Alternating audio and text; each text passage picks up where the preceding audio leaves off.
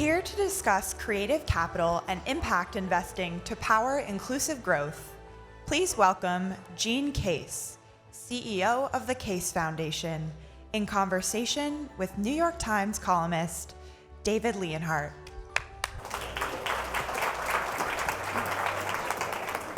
Good morning, everyone. Thanks for being here. So we're here to talk about impact investing and obviously how it connects to inclusive growth. Jean's one of the leaders globally in impact investing. And so just to set the scene very, very briefly, we clearly have a problem with inclusive growth, right? In this country and in much of the world. That's why we're here talking today about how to solve it. So in the United States, net worth for the typical family is lower than it was when the century started. Income growth has been extremely slow for most of the population. The statistics that I find most alarming are the fact that life expectancy has been stagnating for most of the population. And so can you just start by giving us sort of a sense of the landscape in impact investing, what it's doing, and how it's taking on these problems? Sure, and I'll go, by the way, good morning, everyone. It's a real delight to be with you. I'll go quickly through a landscape here. So when we talk about impact investing, it's definitely a burgeoning sector or field. In 2018, assets under management were about $502 billion, so $500 billion. That's not large compared to the global economy, but actually assets under management have been doubling every year in recent years. So if that stays on track, of course, we might be looking at $1 trillion under management this year. That is larger, even at $500 billion, that is larger than the GDP of many, many countries in this world. So it's relevant and it's significant and we should be paying attention to it.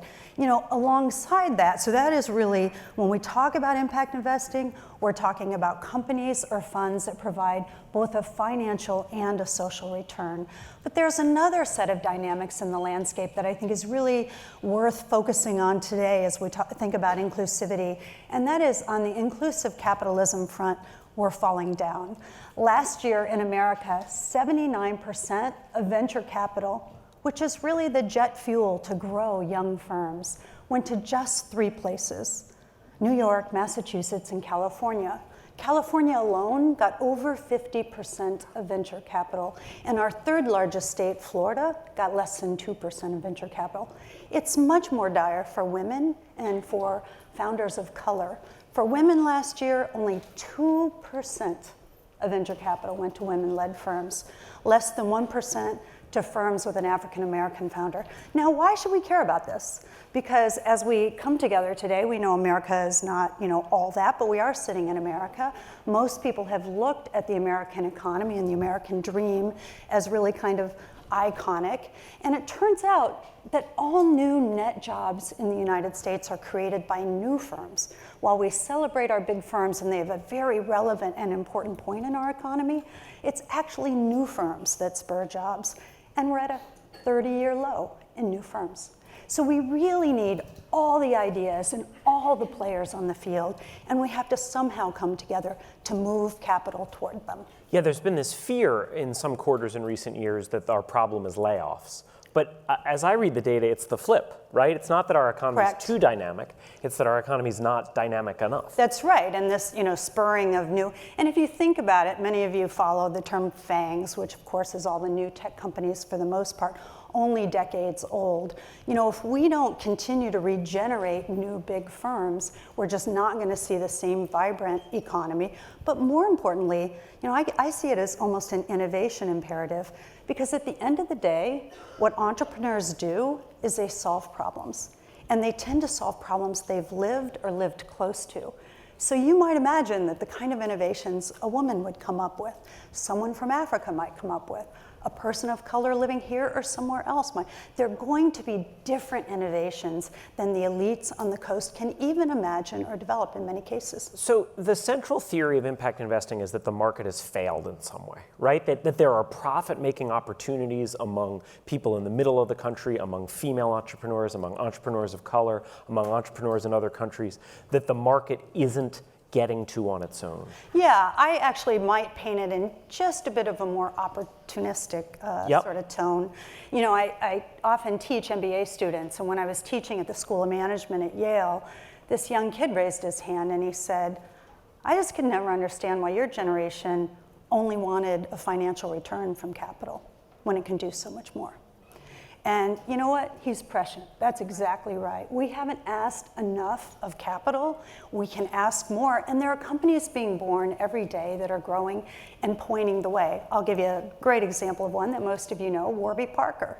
You know, Warby Parker, there you go. Not only like the hottest brands in terms of eyeglass, you know, blew past unicorn status, but more importantly, because one of their founders had worked for a nonprofit in Africa that provided eyeglasses to people who otherwise couldn't have afforded them, he really had sort of a passion for blending that into the model right from the start.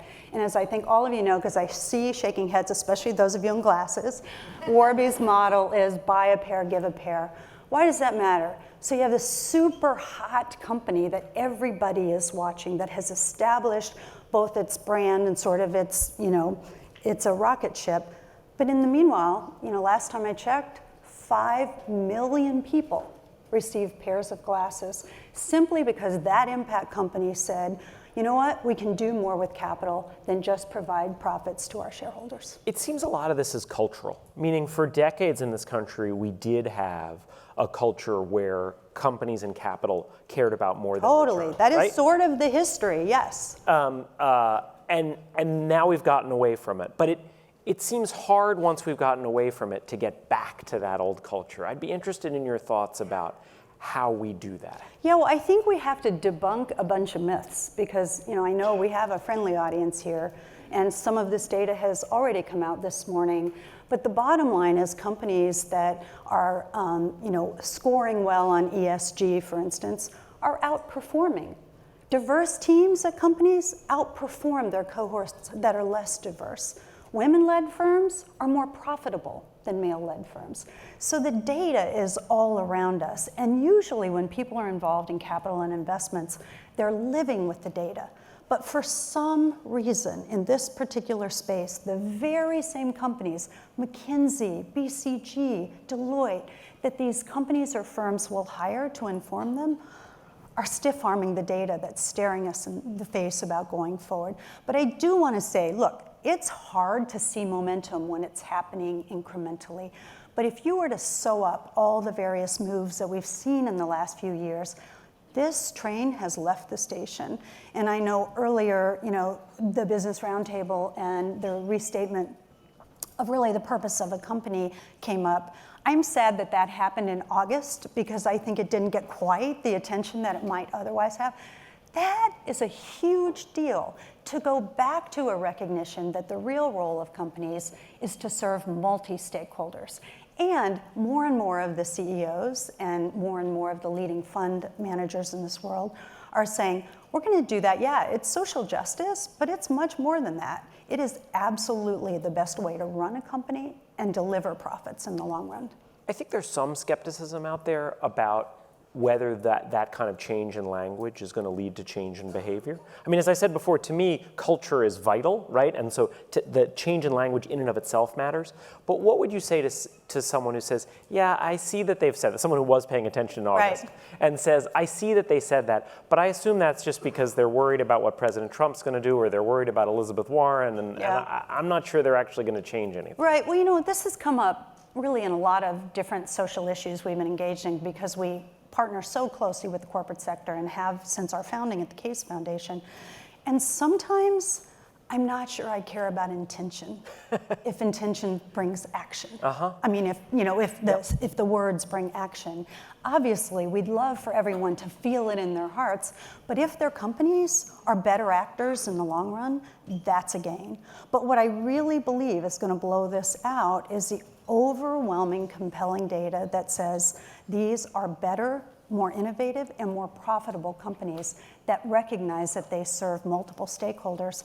And often those same companies, as Larry Fink has talked about time and time again, take a longer-term view, not just worried about this quarter's profits.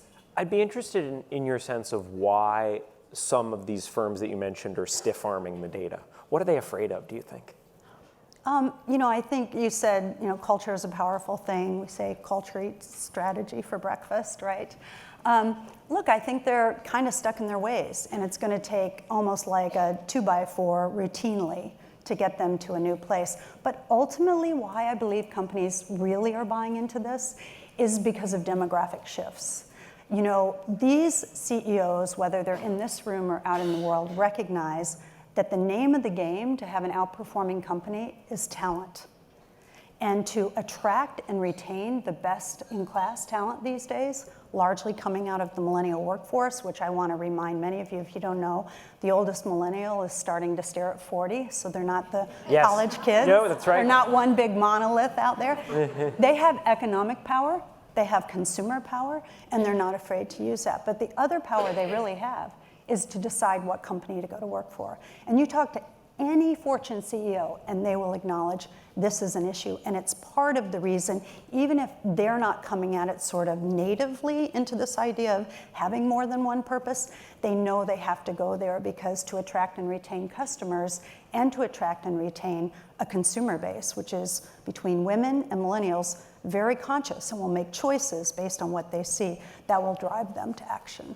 Can you talk for a minute about, more specifically about impact investing? What's the early evidence on returns, either in a macro sense or with your experience? Yeah, well, there has been some data that has come out. Different firms like schools like Wharton or Duke, et cetera, are trying to track what they're seeing in terms of returns. And particularly in private equity, we're seeing that in some cases where there is impact intention, there's outperformance in that as well. For me personally, I have a portfolio that I've had since my AOL days, so it's quite old now, and I hadn't really been paying close attention because I have advisors that help me to where it had gone. So a few years back, I decided I'm going to turn it into 100% impact across all asset classes. And I've seen firsthand the power of intentionality across asset classes to deliver better returns. We put something out from the Case Foundation called the Impact Investing Network Map. And the reason we did it is because there continued to be questions around how big is the market, who's in it, what are the players. And we have tracked over 3,000 investors and $13 billion in assets. We're out there just asking everyone, please bring us your data. But I think there's still so much more needed before we really will hit mainstream. Some things like more data, very clear measurement, particularly on the impact side. It's easy to get measurement of a financial return. A little murkier still when you get into what the social returns are. And we don't have a complete ecosystem. We don't have analysts or the kind of things that are rating systems that any investor is used to when they're considering an investment. So we have a ways to go, but as I said, I really believe the train has left the station and it is definitely moving forward. And what does impact investing mean to you? I know it's not just about you want to avoid companies doing bad things, right? It's a positive vision. How do you define it? Yeah, well, many people would say, it's values-aligned investing, but for me specifically, there are sort of two different ways that I look at it. One is, as I said earlier, funds or companies that provide both a financial and a social return, but that's not good enough by itself. In my opinion, there have to be three things present, and this was agreed upon as part of an alliance. Raj Shah's on it with us, but a long time ago, we did some work for the G7. There was an impact investing task force, and at that time, a great group of pioneers coming together around impact investing said three things need to be present: intentionality, measurement, and transparency. You have to be transparent about what are you trying to do with your impact. You have to commit to measure it, and then you have to be transparent with the measurement that's being seen. And frankly, as an investor, when there isn't transparency around the measurement of impact, I don't stay in. And I think this new generation of entrepreneurs and this new class of investors represent a significant part of the market today, but a really overwhelming piece of the market in the days ahead with the wealth transfer and the growing economic power of millennials and women. And I assume part of when you're looking for transparency and measurement, part of it is how these companies pay their own employees. Yeah, it's everything. It's funny because when I made this decision to move my portfolio, I needed to hire new advisors because my old advisors just weren't bringing to me impact opportunities. So then we had to decide where I was going to house my assets. And, they came forward with a couple of ideas about a couple of banks. And I said, okay, what's the ESG of the banks? And, one of the banks that was making a strong case for it literally did not have a woman on the board. So, I mean, these are things, we have this saying in impact investing that all investing has impact. The question is, what impact does it have? You are having impact today. What is that impact, and do you understand it in terms of where you're putting your dollars to work? The Warby Parker story is so nice because it gives people something to kind of focus on. Yeah. Can we close with one or two more of the kind of stories that you like of either a firm that you're investing in or that you've seen out there that's doing it right? Well, David, you and I talked about this ahead of today. Africa was brought up earlier, and a couple of years ago, I took our senior team from the Case Foundation across Africa, looking at the entrepreneurial ecosystem that is very much alive and very vibrant in Africa. And I came back and wrote a blog that said, Africa is open for business. And it really is. I was quite blown away by both the innovation we saw, but also how many of those young Africans had actually had the opportunity to be educated here in the United States and made the decision to go back and use their time and talent to grow great companies there. So one of them I love is called Hello Tractor. And some of you may know Hello Tractor. But in Africa, of course, they're smallhold farmers. And when you think about farming equipment, you think about that at large scale. So when you can actually use equipment instead of just manual labor for your farm, of course, your costs are going to be lower, your yields are going to be better, et cetera. So they created this small form tractor. They named the company Hello Tractor. And the cool thing about it, it's kind of like Uber for agriculture, because Mary can use the tractor for 3 hours on Monday, and Joseph can use the tractor all day Thursday because he's got a little bit more. And what we're already seeing through that deployment of that company is yields increasing. 1 hectare is turning into 2 hectares, turning into 10 hectares. It's a really, really great story. But that, to me, is a really great example of innovations that we see for Africa coming from Africans. And it goes back to what I said earlier about, at the end of the day, the best innovations we've ever seen in this country or around the world come from people who've lived a challenge or see an opportunity very much in a personal way, and build companies to address that. And we're seeing that across Africa, and it's very, very exciting. We left investments behind in a number of different places that we went around Africa, and I think it's another sign of sort of where we're going in the future. So just remind us in closing, you said $500 billion under management at the end of last year. 2018. Mm-hmm. And so you're hopeful that we get to $1 trillion relatively soon. I would expect $1 trillion only because if you've been following, marquee names have jumped into impact investing, and we hope that's all with good intention and clear measurement. But the kind of assets they're bringing to the table that under their management are pretty significant. So if we've already seen a doubling in the early days, I would expect we'll be somewhere near $1 trillion, if not really topping it, but we won't know until sometime in 2020. But I mean, the bottom line is, that kid and what he said to me from, the Yale School of Management, we have a generation who just sees capital as a powerful tool for change. Not stuck in the silos, the old thinking, the box of what a company is, what capital needs to be, wants to mix it up. You heard Raj say the Rockefeller Foundation partnered with MasterCard. I mean, these are the solutions going forward. The scale of the problem, as Ajay said earlier, is so big. We need everybody in this, and impact investing will play an important role, but we need all the players. Jean Case, thank you very much. Thanks, David. Thank you all.